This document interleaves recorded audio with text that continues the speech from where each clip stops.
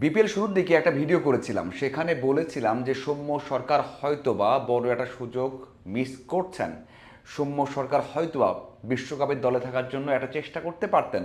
বিপিএলে ভালো কিছু ইনিংস খেললে অথবা ভালো করতে পারলে হয়তোবা আলোচনা আসতে পারতেন এবং সেই আলোচনা থেকে হয়তোবা দলেও আসতে পারতেন, কিন্তু শুরুর দিকে ম্যাচ খেলেননি, পরে যুক্ত হয়েছেন দলের সাথে।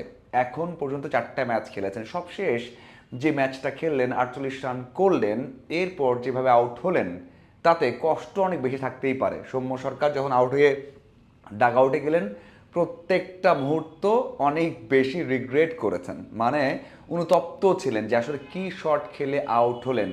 এই যে 25 বলে 48 করেছেন, কি দারুণ একটা ছক্কা ছিল, 7টা চার ছিল, কি দারুণ কনফিডেন্স, আপার কাট করছেন, সুইপ করছেন, রিভার্স সুইপ করছেন, যেটাই খেলছেন দারুণভাবে কাজে লাগছে, আত্মবিশ্বাসটা বেড়েছে এবং সবচেয়ে বড় বিষয় হচ্ছে সৌম্য সরকার একটা সময় স্পিনারদের এগেনস্টে অনেক স্ট্রাগল করেছে, সেখান থেকেও বেরিয়ে আসতে পেরেছে।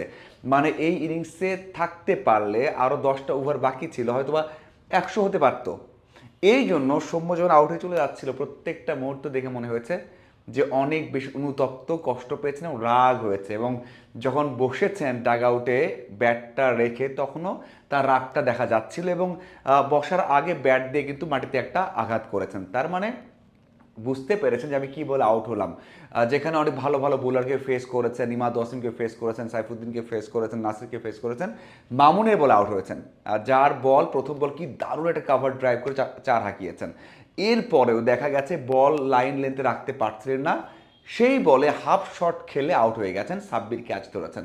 পুরো হাফ শট, মানে হয়তোবা পেসটা বুঝতে পারেননি, এই জন্য শটটা এমন হয়ে গেছে এবং আউট হয়ে গেছেন। কিন্তু সৌম্য সরকারের যে ধারাবাহিকতা, এই যে 48-25 বলে যে শটগুলো খেলেছেন, তার যেই শটের যেই ধরনগুলো এবং স্কোরিং শট যে বেড়েছে, তাতে আফসোস হতেই পারে। সৌম্য সরকার এত দিন খেলেছেন, ন্যাশনাল টিমে এসেছেন, এত ভালো একটা সাকসেস তার নেই, হয়তো বা সামনে সুযোগ আসবে। এখন কিন্তু পরিণত সৌম্য ভালো করতে পারেন, তার কিন্তু প্রমাণ পাওয়া যাচ্ছে। এর আগের ম্যাচেও 59 রান করেছেন, সেখানে কি দারুণ কিছু ছক্কা হাঁকিয়েছেন, 3টে ছক্কা হাঁকিয়েছিলেন, 5টা চার হাঁকিয়েছিলেন, এবং ইনিংসটাও কিন্তু খুব দারুণভাবেই সেটা বিল্ড করেছে, এবং বড় একটা ইনিংস ছিল, বড় একটা দলের বিপক্ষে ছিল। এরপরেও আবারও ধারাবাহিকতা আমরা দেখতে পারলাম। প্রথম ম্যাচে আমরা দেখেছি যে 5 বলে 6 করেছিলেন, সেই আউট নিয়ে অনেক অসন্তোষ ছিল।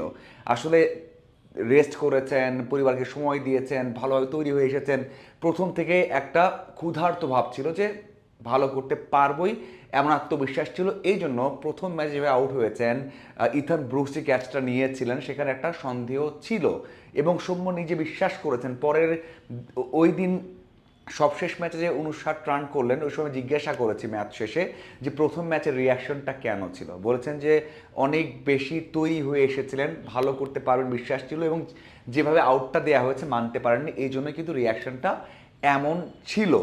এই যে প্রথম ম্যাচে 5 বলে 6, পরে ম্যাচে 6 বলে 1 রান করেছিলেন, মনে হচ্ছিল যে আত্মবিশ্বাসে ছেদ পড়ে যাচ্ছে, ভালো করতে পারবেন না। কিন্তু ওই যে আগে যে ভুলগুলো ছিল, যে একটা দুইটা ইনিংস খেললেই বা খারাপ ইনিংস খেললে আত্মবিশ্বাস তলানিতে, ভালো করতে পারবো না, পুরো সিজনটা খারাপ যাবে, তেমনটা না। সেখান থেকে বেরিয়ে এসেছেন, পরের দুইটা ইনিংস কিন্তু এক কথায় ওয়ার্ল্ড ক্লাস খেলেছেন। যদিও বিপিএল বড় বোলার নেই বলবেন, অনেক ভালো ভালো বোলার আসতে পারতো, তাদের এগেনস্টে খেললে আর ভালো হতো, তারপরেও যে শটগুলো খেলেছে সেই শটগুলোকে আপনি কখনোই ওয়ার্ল্ড ক্লাসের বাইরে বলতে পারবেন না।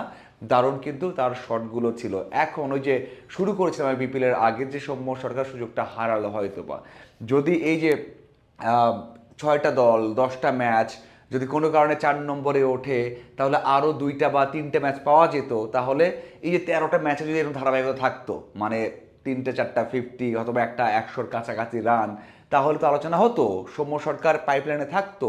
বিশ্বকাপ না হতো হোক, মানে বিশ্বকাপ হয়তো আর দেখা গেল না, আমাদের একটা সেট আপ আছে, কিন্তু বিশ্বকাপের পরে, বিশ্বকাপে তো কেউ না কেউ ফেল করতে পারে, তারপর তাকে তো বিশ্রাম দরকার হতে পারে, বাদ পড়তে পারেন, তারপরে তারপরে তো সৌম্য সরকার দলে আসতে পারতেন। মানে ওই যে সুযোগটা মিস হলাম, এই কারণে বলেছিলাম যে বড় একটা সুযোগ, বিশ্বকাপের পাইপলাইনে থাকা, বিশ্বকাপে থাকার মতো একটা কথা তৈরি করা বা একটা গ্রাউন্ড তৈরি করা, সাথে হচ্ছে পরের যেই T20 সিরিজটা আসবে সেখানে 100% থাকতে পারেন সৌম্য সরকার, সেটা মিস হলো কিনা, সেটা এখনও আছে।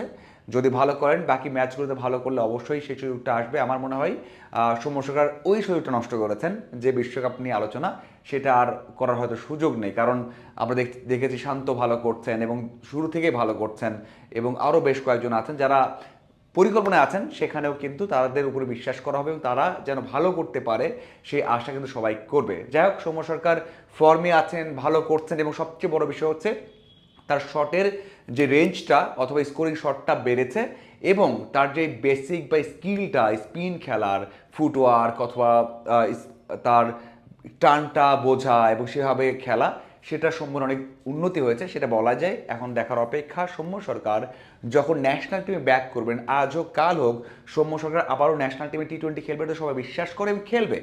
যখন খেলবে তখন যেন ধারাবাহিক হতে পারেন। ক্যারিয়ারের আগে যে স্ট্যাটটা, খুব একটা স্ট্যাট ভালো নেই, ক্যারিয়ার স্ট্যাটটা ভালো না, সেটাকে চেঞ্জ করতে পারে কিনা সেটাই বড় বিষয়। আপনাদের কি মনে হয় অবশ্যই জানাবেন। ধন্যবাদ সবাইকে।